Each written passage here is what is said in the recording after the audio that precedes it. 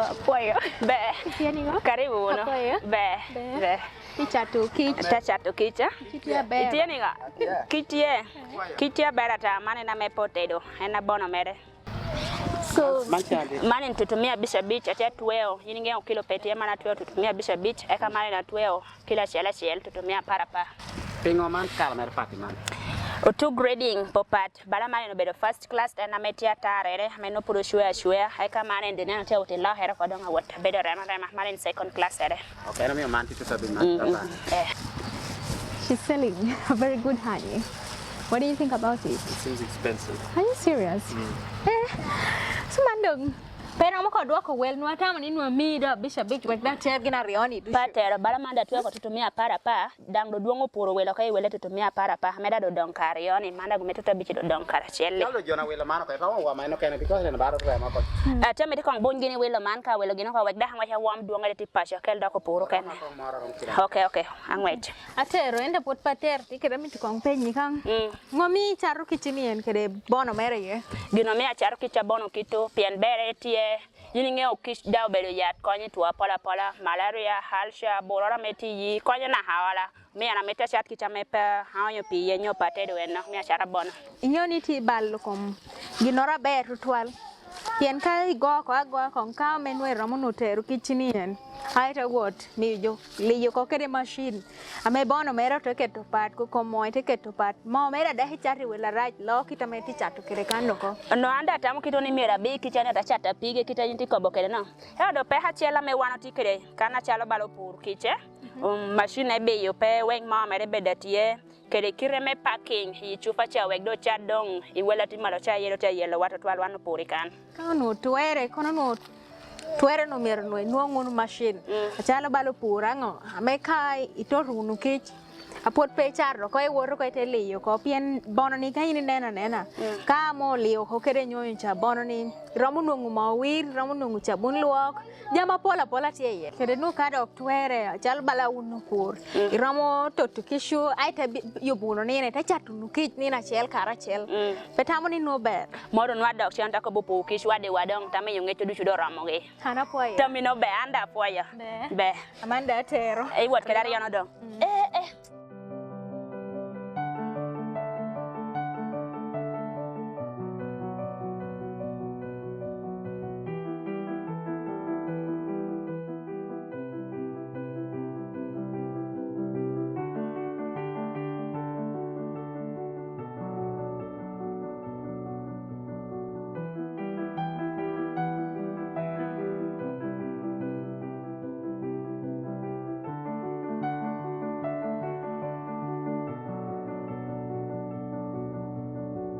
Foundation for Integrated Rural Development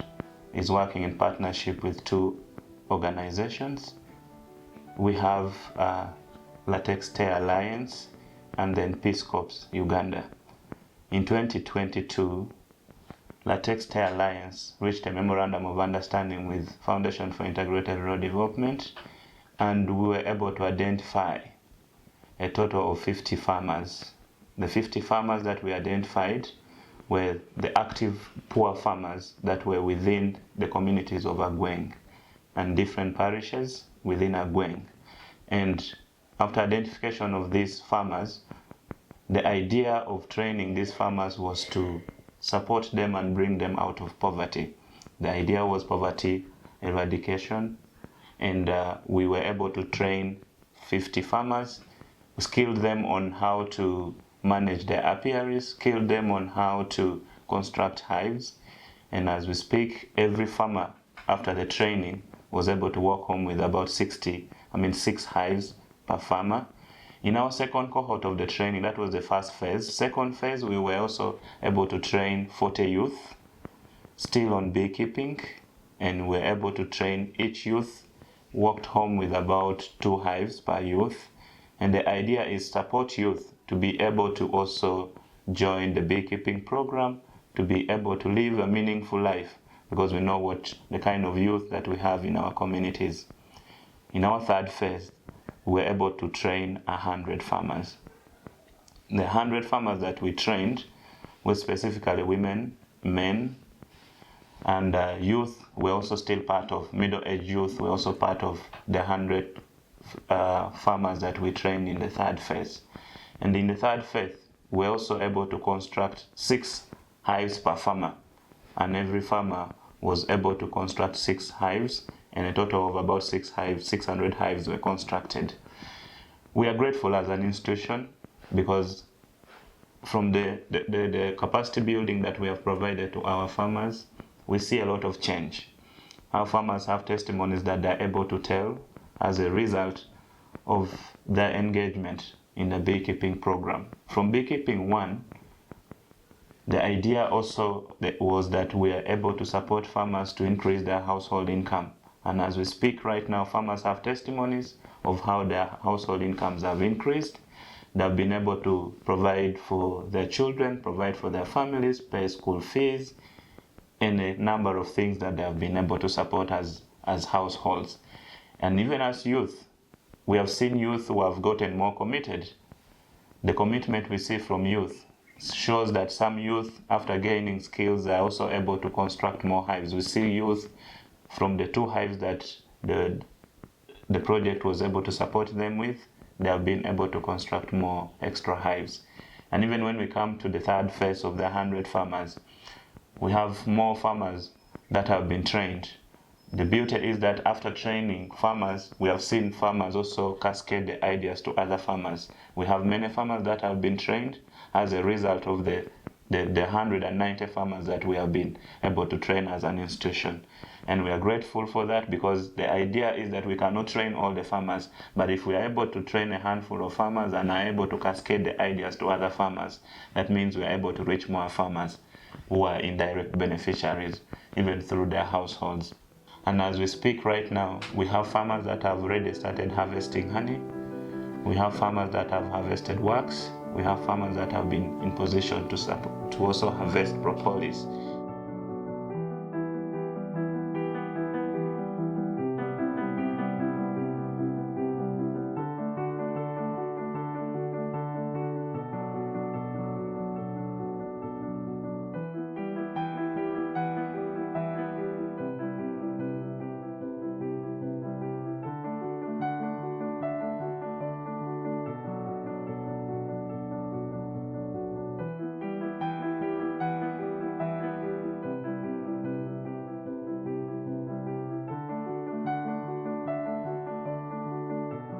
My name's William Neal. I came to Uganda with the United States Peace Corps in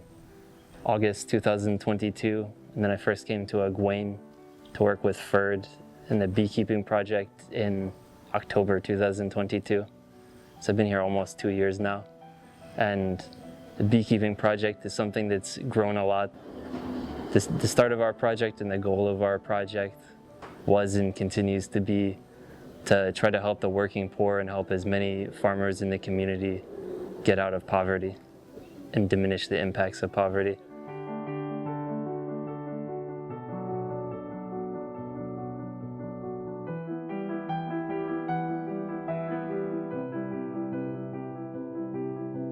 My name is called Dudon Isaac. I work as a parish chief in Agweng Sub-County, Lira District Local Government. I'm the parish chief of Orit.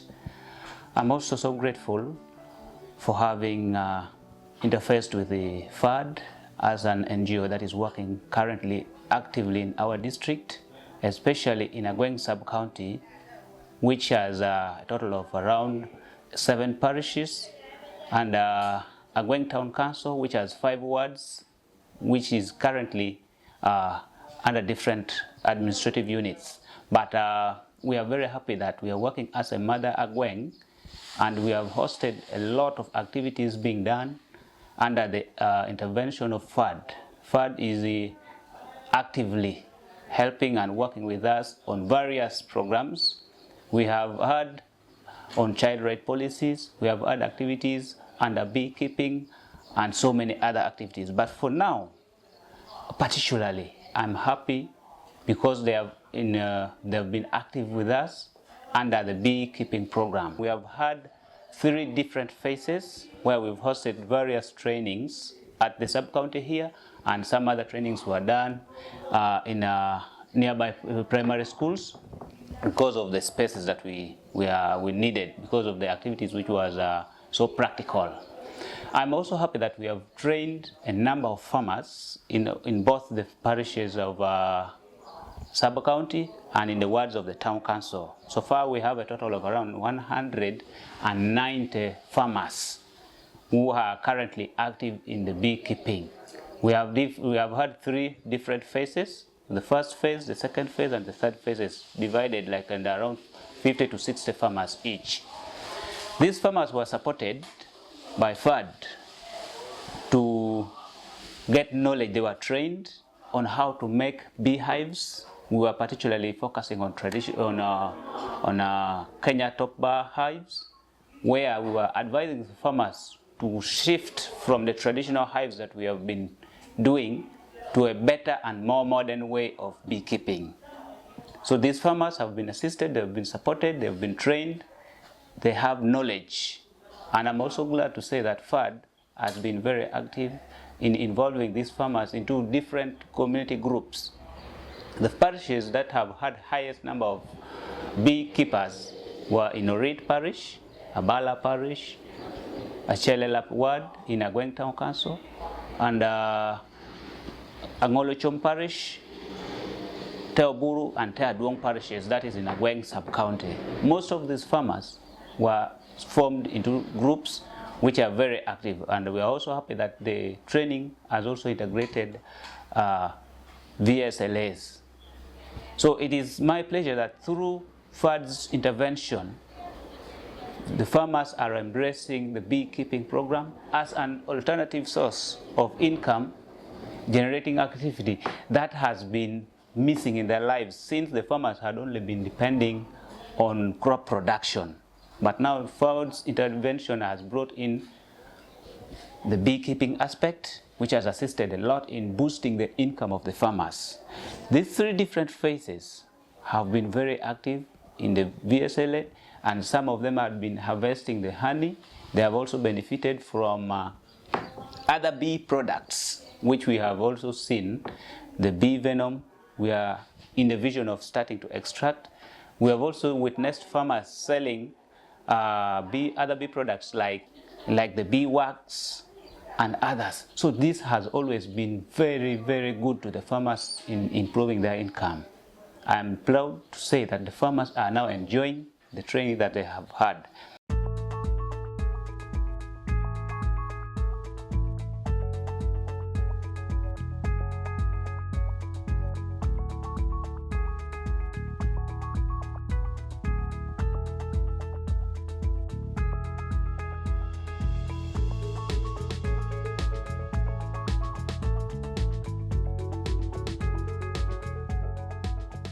Anya luoni odong Gustavio abera purkich ame namadek ame opuonyo bon ame omia gena bichel kijlong tiye kayine neno en kichen kan ma merti anene yako man kitame agwako keda ber bon achel anatorro tenong laga chele tutumia pierio chene mere atedwa ko teni school mono bedo berere ametie pola bongina ana kerogi ikori bungien ame kanen gwako kicha polo kato kare o eno kena goro masha ame doka limitino Uyam district ame atenda tikwano dara atordo bon achel ame eneni tungni mono ano tutumia piera bichel ena ame atedi wole matin ame gwako kich obedo gina ber okato kare ame obedo bon kereri ame anatia gwako kich yeni anatia kobo kitame kich konyo kede ikokom tuo kichame anatoro unuo tuo ti yellow pashu high blood pressure no te yellow daho malaria oteno te chamo chawati an pe welo yat otena tiame malaria pe komgi yeno kene tuo ame kichao kichena tieni kayini chamo chao tuo piera bichel kuni tuo popat ame chao tuo kobe mit piera bichel ame chao ado oberu kich oberu yat me chango tuo ame tina bible donc kich mi ne ni wana chamo me chango tuo konwa pacha chela chel wana chalo otot kich ti yin wang ti chel mir pa chel bet kir kich anate ko ni joducho mir menne ngabo ba kanet ka yin wila kich wan ti chato kila chel tutumia para rio kado boni pe memi je pa cham rom jo tu pa to changingo dung nenu wana chalo pur kich wana chalo cooperative wantu nenu pa chel wang ti mir nenu beru kere ba do ti kwa joducho nene kai dung chuni pe ameto at least be di ba mara rio me we kinuong yat me chang tuoi pasu mona ye beru kop ame piretek ki apone mere chang tuo kwasako oberu tuo ame mako tini nero aya moma mo ruberi kudi mono bere wancho mono kawan rego cham yin pelu kudu mono medo konyo tong mani meti yo reume choni monu kudicha ame oberu ginna pire tek tuan adong yin kanu momo ame ruber keri kudi yin cham manasha chai keri yiko komi beda pola odoko beru ginna pire tek ame ka yin yiko odoko beru yat ame dan ka yin yiko chao tu pola ame petike kanori kom kich ame peo konyo adong kich oberu ginna pire tek en ara lokeru ni ara beru board member me cooperative ame ocho ada tu yele atiga mere me wega tiga onyuti jo kita me luak mir bin kere karachel donc groupe dusu wantu ne mir bedi cooperative me wega tiga wang tija chel paja chel mir ne nu ti mana yo beru kopa piretek wantu loka akwa ko kum kij da ne ni nu pon ametie wantu pon jo ikokum petuki isawa dusu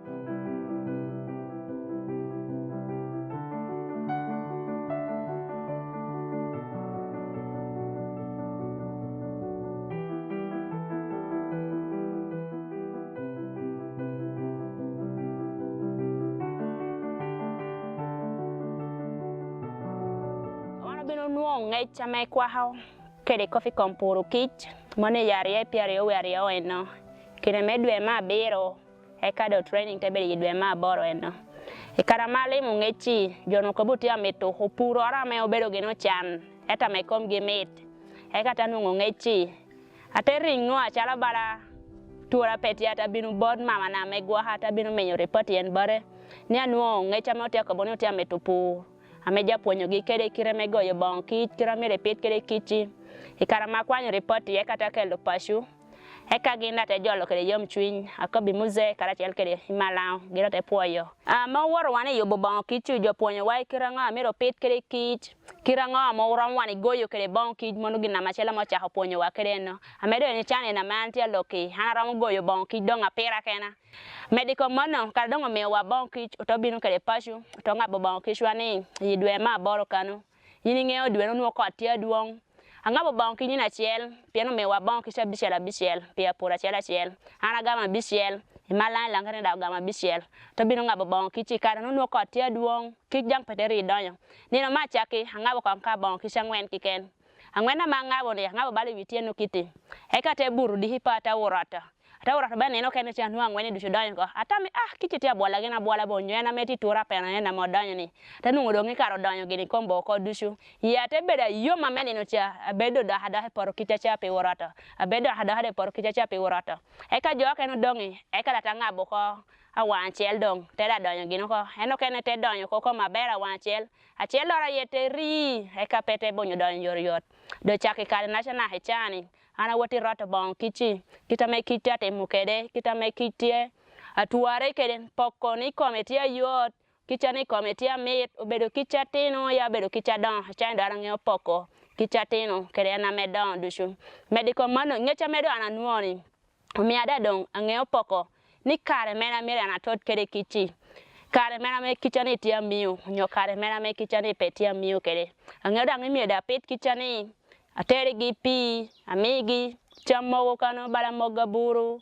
donc apo project ate hate ha project e gwa ko kichi o miye chani ko mati yom chwin tien kana natina ne kiti aberu danga wa heye kicha mena nuoni eno kena na charo konya tina ni atino no bedo ngata menu wolo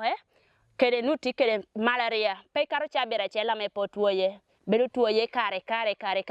atie ho bala tieko treatment te bedo kanina ria dek nura malaria duogo ko eto medong achakere dong dai gwako kich kiti atini te bedo chamo kich ko machaki toto kich pe kongiro nuo ko yoro yot piano ko be wano bedwara bisiel pia chake metoto eka pe kata nungo kisho ko yoro yot ko mang panwa be we kama kop kito eka da bedo da pe kama jalo pien joma ko be never give up for your success eka te bedo dok dwara de ko kenne ta ko be ko da warot gini ata luonga pura chela me wano woro kede ipuonyere cha to bino ruko wan bisut wa to war wan kai paro kich tere won nuongo maro ko maram ka kila bichor ke ken hana ko bi kichi put pachato kama yo tini pasuni medo kere wana moti pasuni o chamo kicha chama mono gina mana nuoi bera apeto kicha meda donye yeno tia gwako kom wana moti wan pasuni tia menyo yot kom wa beda tie pe mano ke ken alo ha mogo da do tie na ha cholo kwana tina umacha kwana ta macha ala furutuma tumani anu kichora titidi ta chatara motutumia piera borno no manena macharo cha moro ping beda te her ka ngweshi te bon kich inu moro me wilo chabun kali nu kila chala ri moro nu jote amito yin ko miteri yi chuka mon dang peri kali tuwa ka metuta bich nu chabun ko medical mono uti wane kele le ame nu ni begwa ko kich amo bedo pono tiro da tia bo be bino maho chele tutumia piera bero ya bin nono amede chani pono ni tia da be amegena tieni ka onywal nueni wiki cha bedu tu gwa ko kichi yi poro kucha pono dang ti pasho kan kera ta konye jamo kana titino menyuru ni bera kich tie ko mate hate kedi dang kishu beru pura me dok pemirni de heti kedi gufa duanga te hate ha me yini ipuro nyoni petu kich obedo ka yini ngabo bon kichi ke ngabo bon kichu ko neno ni kichi tieni ngo tia kome yot miyo gigina chama woti karato podo tera mano bedo katichi me yini wororaro pero bedo purora me na ne ya yidi kucha chentia wangi ruenyi gufa duanga te hate pedong tia mano amenguru ne puru kich obedo gina yot koma te hate pemero ne ti kere gufo aduanga te hate mono bera puru kisheno poyo wono luane malili abera puru kich ame nuare ite group jopiera beach anuari barko bi karma winyo reporti me puru kich oteberu kede miri oteran ward ote ward jobobongi wani to kelo pasyo dang te konyiwa kede yore pola popat karawando kelo bangwani kara olemo unuorang tia bobe da kwanyo ma mer da du kere pasyo dang kele wadul chene mara titiri dong dul chene wanu no timaga merang wele ginoro metu boli ping ame tamni ramo konyo wadok ki meddo dok wi da war da hanyim pe dong ti ko para pola na ko bo tutual anda dua koka poch pigina me odo tuni chingwa me wantu kwa kere me tia konywa dang yore moro dushu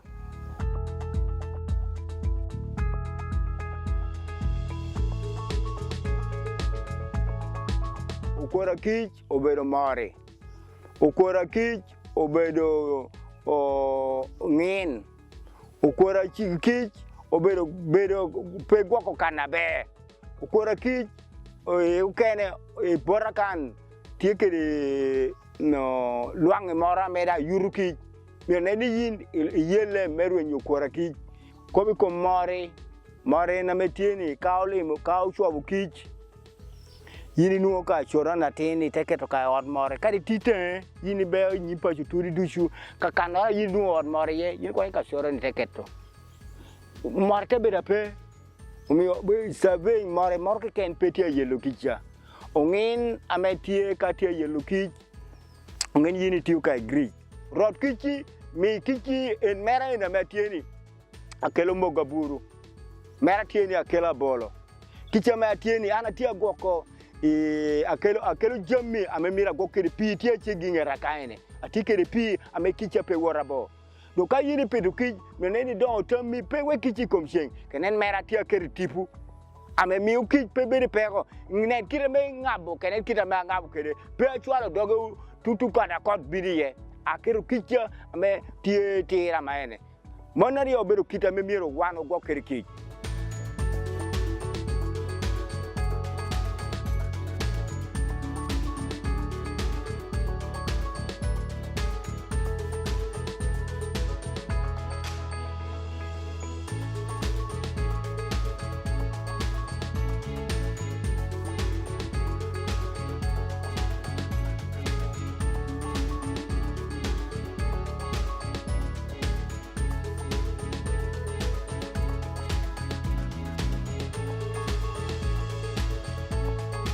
ana bedo ler Moses abedo pur kich mane ni obedo por kich ya kana ne ana pur kich ya so nino ticha me amaro biro tiyo kan por karo bedo me clearing tere kan bedo chiel neno ni akoko tere neno ni amiyo gi chiem kere loko piyo me gino maro gini kan kare neno ni pogo bedo yot keda me woti neno pecha me nuo kicha ni tia woti beo gini ye to twale wok neno ni gino tie gini ka bedo be tipo gi kana na kero gi ye kana ngabe ye tia be neno ni kita gina tia bu bea gini kere peda hobero go gini kere lum neno ni kikana gini tia be ye tia le kere woti monitoring neno kita gin tia behaving gini kede neno kita gin tia awere gini kede activeness ni kita kwa gi tia bedo kede kwere gi tia ni ngo bedo ginana bedo beno kan kare bedo ngiyo e kita ni neno ni tia tiye kare chalo una ti neno kita ne environment ne kede so puedo terni na chiel chemi konyo kich neno ni kich ka tia wera kita witi neno tia wera kede ni mire wera kana mele neno ni ka gina ngwech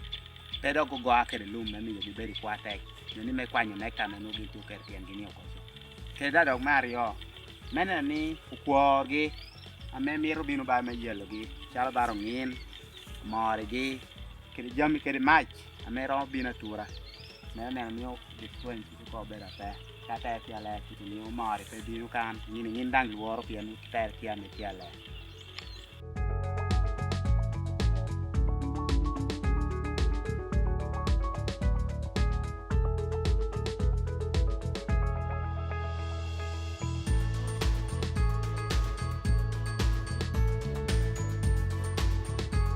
Foya matek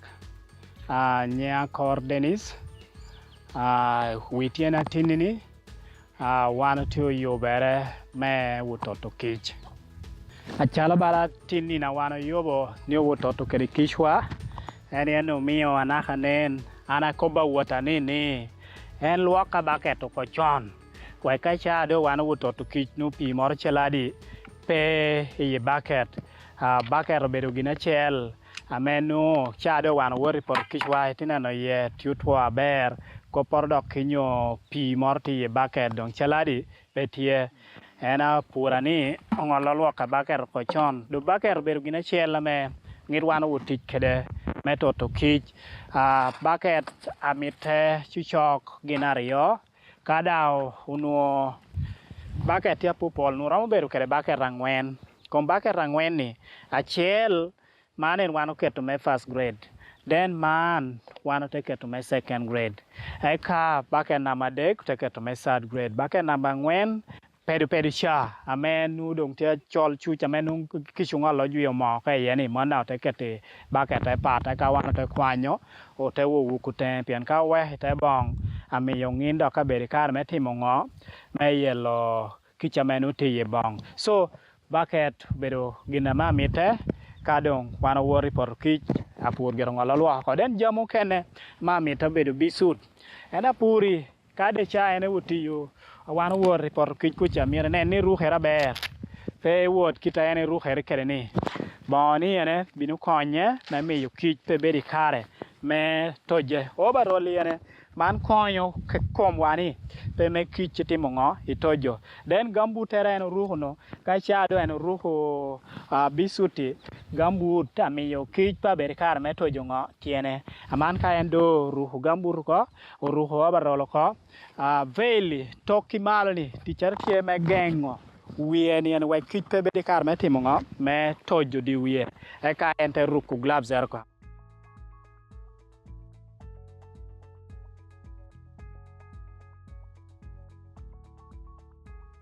manen kan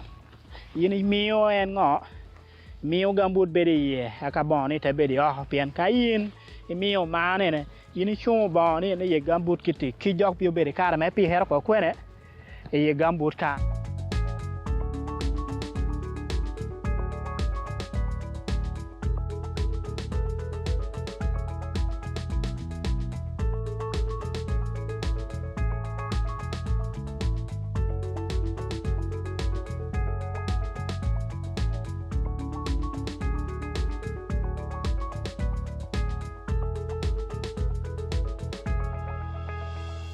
akate kwanye cell tape akate tweyo kede pinger ni ko kiti man me gengo kich karo ipin kan akate wo yeli ibon piana chela ken ka donyo ibon cha ko ne ngeyo ni abicha yo donyo ye dong ka cha me yu ber me utoto kich ne ni keriwi ni kade me yu ru her ko kiti akate keto cell tape ka kero cell tape akadong bade kanang chao kene nu gapor tiye kanang ka yin ru her ko kiti kwan dok cell tape ka ita tweyo kero ko pian bade ni chao kene kich beri kar me don kwene kakan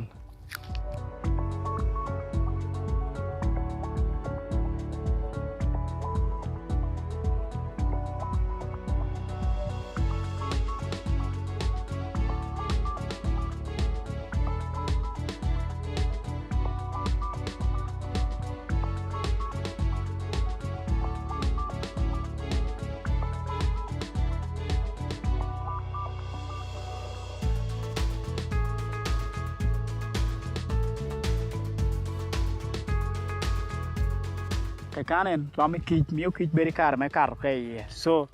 wan miero neni eno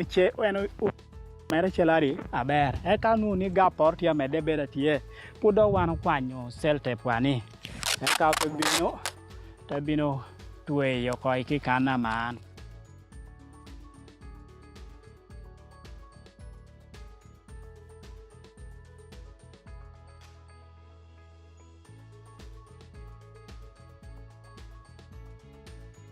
kan kich pa beri kar me karo kan kich pa beri kar me karo kan kich pa beri kar me karo aman dong en binu kwanyo smoker kede hive tools kede bee brush kede bucket akate wor por kich kede en por kich jang ka wot chamo wote toto kich mier wan beri wan adi ariyo enen miyo nyim kamera kan wan ti wan ariyo en tichere binu bedo medunyo yiro den an teacher te bedo me kwanyo mo eka te keto kwene e bucket do puonjere wane wando ti ko bani peda himakwa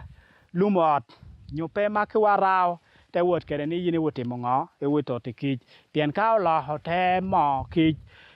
nuoni uliloro ginora chol tiu don ko itengo ite container amenu jo piye kijar ka yini tiu kere ginni kicha beda cheladi achil ame koporni olil dok ti ma kichinu cheladi petie koporni obohe dok ti ma kichinu cheladi petie amanen smoker ne wano binu beru kere kare binu nungo lorre ka nu lorre e ka te ti kede alem nywagi ni ene wan rom ngida alem nywagi ni ko ati tino kiti e ka te binu keti smoker wa gin na machela yin mer kerwi chao kana yabu gini da yelo we jo smoker wa ne nu tu cheger ko kiti aman ka en cheger kiti yin ke kan yin nen jo ker ne beru ke kan yin ma yetelo me ka yin yelo e ka te kwanyo en alem nywagi ni e ka te keti ye kan lor ma jo wan ngolo gori nu chondo ker ko kwene o ker ko ai smoker wa man wan do medo ka alem nywagi ye we kente moho ka en moho awatani en ngita bedo ka de yokiti no yiro tia beri kare me donyi kwene kan so yiro tia donyi kani binu beri kare me riemo kishuko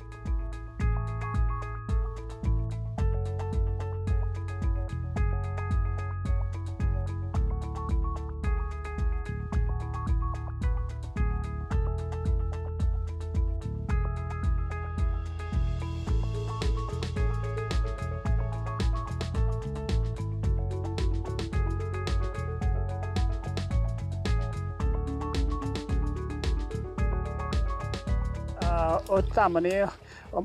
ote udunyo kong yire doge kiti man me mi yoge ngeye ne ginoro tia mi to timere dog bon kan e ka do te bino kan te timo round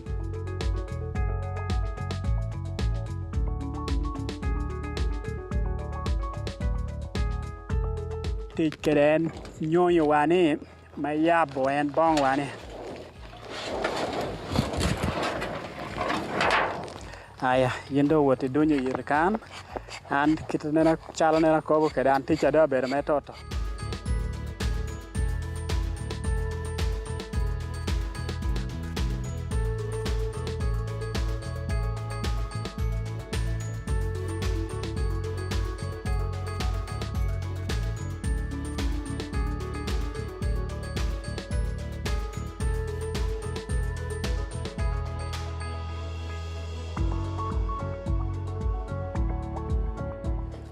wan wote dunyo yero kitiana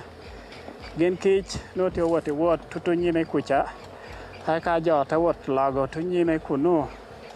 kenana Kata pede ni dang man en moda put peye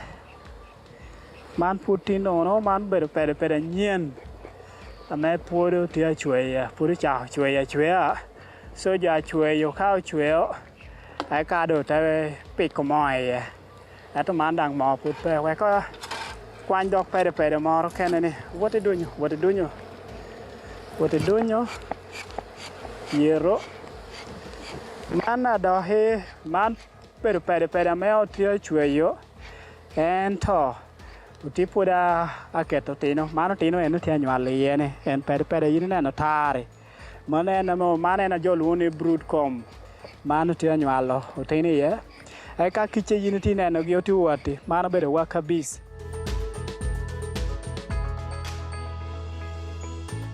manene nen ko tia meto nene ni cho kicha me ma chawana tu luongo ni drone tineno mane ne en aditi ene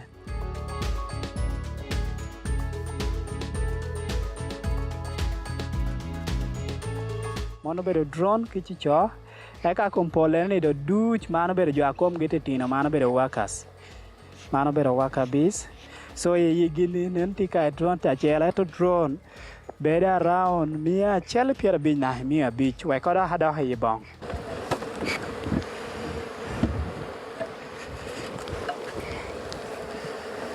now bala na nen wano bini yi por bong kichwane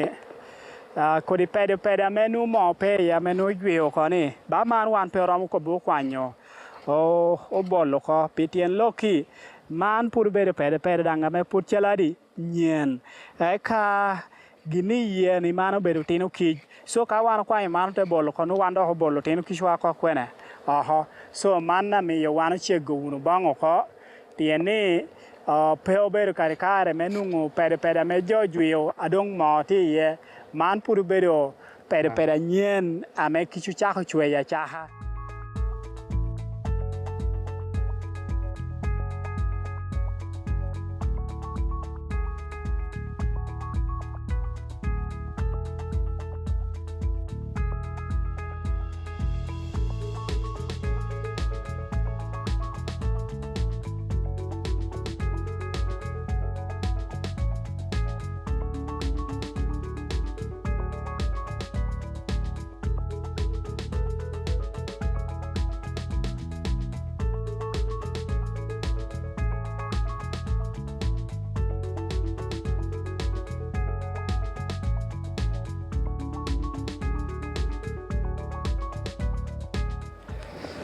Chore aga ni gero bur da ko ram do kwa ni wiyo te chego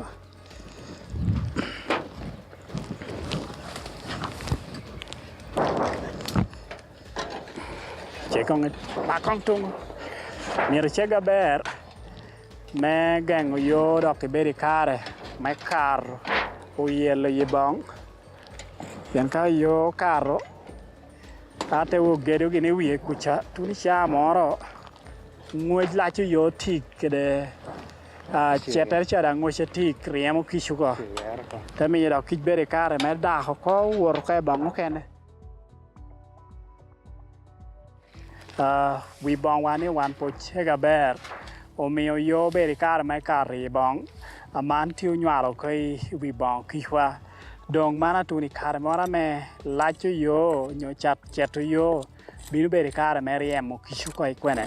e bong pian nungwe chi bong tia ti kichanu ni kwa no kana ginu tu bere ye kwa ye tia cheladi attack akare da ne ni chen kan ongin nang tiu ngolo da yo ko bong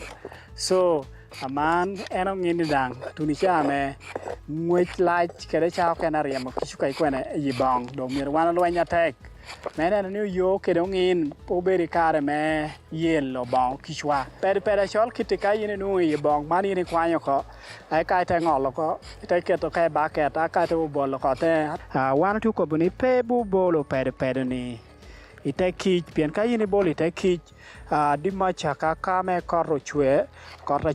eka chieng te binu goyo eka mori te bedo kare miri me binu chamo en chet kichi man ka en mori o chamo gini chet kichi te nung ni gini boli te bong man jo te ko bi en gini kara ti kwene male ye bong kucha jo te wor ye bong cha jo chamo me bong eka o te dunyu to jo kich eka ro ne ko kishuko ka yini we ha me de beri ye bong ma chiel abalo quality me mo kishuko so miyo ka tere chukucha enu jo tiele la manen jo mar ko bi kila chiel wel me chiling tutumia beach.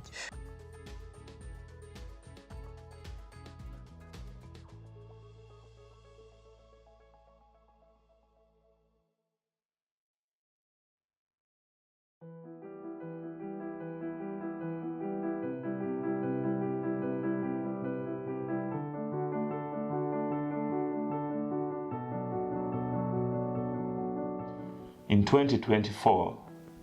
after building on the challenges that the farmers have been experiencing, working with middlemen, being sabotaged by middlemen, we thought as an institution, as FAD, we thought it would be good for us to bring the farmers together into a cooperative. So we started a cooperative. This cooperative is fully registered, and we have 190 farmers for the start. But it is open to all farmers that are doing beekeeping, farmers that share the same ideas that other farmers do. And so the idea is we are able to support them through value addition. Value addition, but also try to work upon middlemen who have been using our farmers. They invest a lot of time, invest a lot of resources, but gain very little. And so we would want to see how we can support our farmers through the cooperative to do value addition onto their bee products that are going to be harvesting through their apiaries. And so if they're able to sell to the cooperative, we shall market together with them, provide that suitable kind of prices for their commodities, for their products that they're able to bring through. And in that way, we are able to support our farmers to appreciate the initiative of doing beekeeping as an investment, as an IGA, an income generating activity, to be able to grow their families and grow their communities and the nation as a whole. When a farmer starts doing beekeeping, their first option is to sell the raw unprocessed honey locally. But we've seen that they're not able to get very good prices when they sell their honey and the raw honey that way. So by doing this, we're hoping that by helping them process it, we're able to add value to it, help them pass on as good prices as we can to the farmers, and then help them find more profitable markets for it in Lira or other cities around. There are other people who do this kind of work as professional middlemen, but their goal is to make their own profit. Our goal as a cooperative is to listen to the needs of our farmers, to get their feedback, to do what they need, to listen to their problems, and ultimately to help them succeed, help them grow their beekeeping, and help them be as profitable as they can in their income generating activity.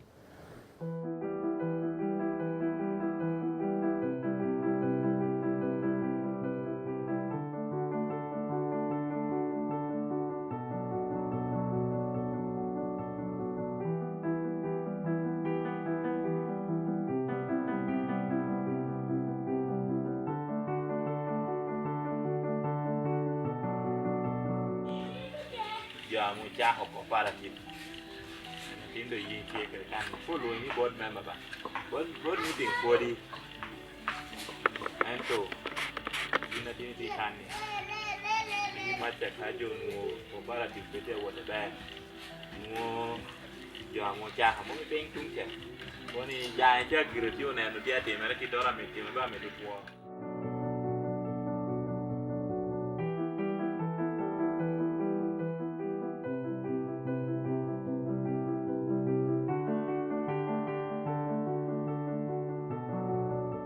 So this is called a honey press. So the way it works is you put honey in here,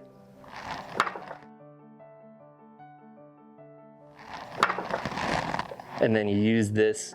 to clamp down the raw honey. So then the clean honey comes out here, and then the wax stays in here.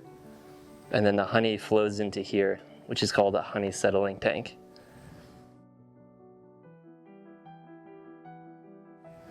And then here we have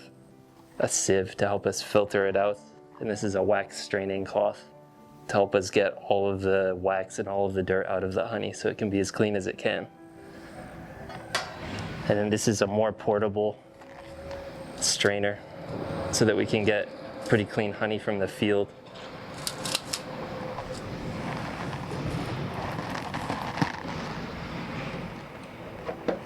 This is called a refractometer. So you look through it like this, and then it can tell you about the moisture content of your honey. So with this, we can tell if a farmer brought us honey that has water added to it, which is common from people who want to get a little bit more money for their honey. But it doesn't taste as good, and it's not what we want. So that's to make sure that we're getting the best honey we can. This is called a solar wax melter. So here, the wax goes in the top, and then the glass lets the heat from the sun go in, and then the wax gets hot, turns to liquid, and then it flows down through here.